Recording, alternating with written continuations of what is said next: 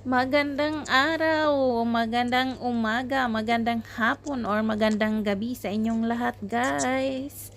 Ayan, magluluto na naman si Kuya Matthew ng pagkain ng aming mga doggies, guys. Ayan, so ang kanyang lulutuin ngayon ay chicken liver, cabbage, pumpkin. Siyempre, lalagyan natin ng appetite booster, guys. May pork liver at moringa powder. So, ayan ang kanyang pagkain ngayon, guys, para sa ating mga doggies. Ayan, so naghihiwa si Kuya Matthew ng repolyo, guys. Ayan, maliliit lang. So, ayan, hindi na ipapakita lahat-lahat, guys. Ayan, hinihiwa niya lang muna. Hindi niya na kasi na videohan yung iba, guys. So, ayan, pinagsama-sama niya lang, guys, na nilaga. Ayan, chicken liver, yung kalabasa, at repolyo, guys. Ayan, so ilalaga lang po yan hanggang sa lumambot sila ng husto. Ayan, wala pong asin yan, guys. Tinatry namin talaga na wag lagyan ng asin para matuto silang kumain ng walang mga alat-alat, guys, o walang mga spices. Ayan. So, hayaan muna natin, guys, hanggang sa lumambot siya. Ito naman, guys, dahil luto na, ayan, hinalo na ni Kuya Matthew sa kanin, guys. Ayan, syempre, hahalo-haluin yan hanggang sa magsama-sama na yung kanilang lasa, guys. Ayan, kailangan po malambot na malambot talaga yung gulay. Ayan, para madurog naman siya dyan sa rice. Ayan, pag naihalo na, guys, syempre wag natin kalimutan lagyan ng appetite booster. Ayan, yung ating pork liver, guys.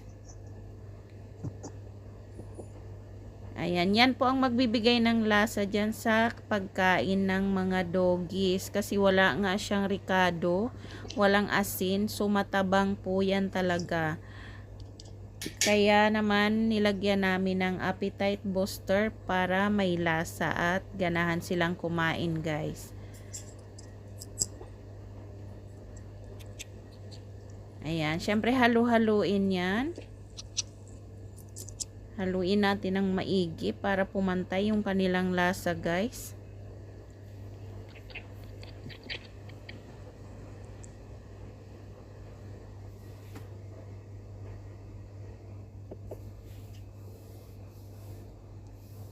Ayan, pag naihalo na, guys, huwag kalimutan lagyan din ng moringa powder. Ayan. Masustansya yan, guys. Malunggay.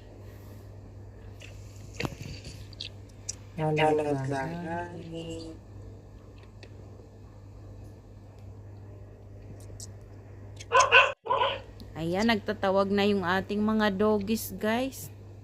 Naririnig na nila na tumutunog yung paghalo-halo ni Kuya Matthew. So, ito na, guys. Inuna muna ni Kuya Matthew bigyan yung aso ng aming kapitbahay, guys. Hindi aso yan ng kapatid ko, guys. Tingnan mo yung brown. Nawawala yung kanyang balahibo. Ayan, kapatid nga pala yan ni Lulu. Hindi ko alam kung anong problema niya, guys. Bakit siya nagkaroon ng ganyan. Ayan, so binigyan siya ni Kuya Matthew. At ito naman si King Boy.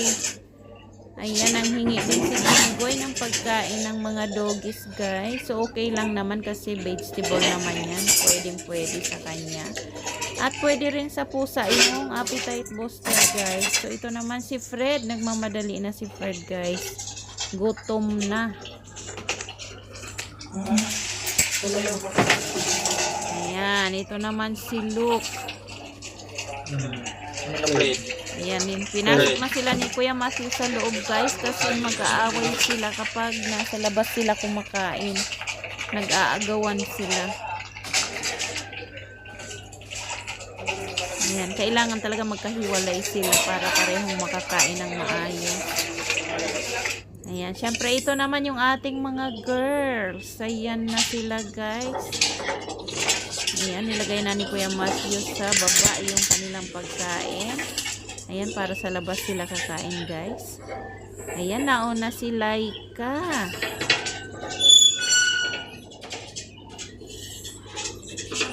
Ayan, syempre si Lily naman guys. Ayan, magkasunod na sila ni Lulu. Ayan na guys.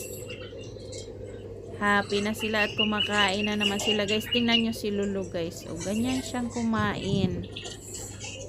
Medyo mabagal-bagal siyang kumain. Tapos mamaya gusto niya lahat yung kainan na yan, kakainan niya. Ganyan siya guys. Nagreklamo si Kuya Matthew. Yung mga babae daw talaga may hinang ngumuya. Kasi yung nanay ang hinhin kumain ng nanay. Si Lulu talaga guys yung may kaartihan sa pagkain guys. Kahit pakainin mo ng masarap yan, ganyan siya talaga. Ayan, pero babalik-balikan niya yung pagkain niya guys hanggang sa maubos. So ayan guys, sana nag-enjoy kayo sa aming recipe ngayon ng kanilang pagkain. Ayan, kita-kita na naman tayo uli sa susunod guys. Ayan, marami-rami pa kay Lulu guys. So Hoy. si Liling gusto na naman ni Liling kumain sa kainan ni Laika. Yung nasa gitna guys, siya yung pinakamatakaw. Ayan, maraming salamat.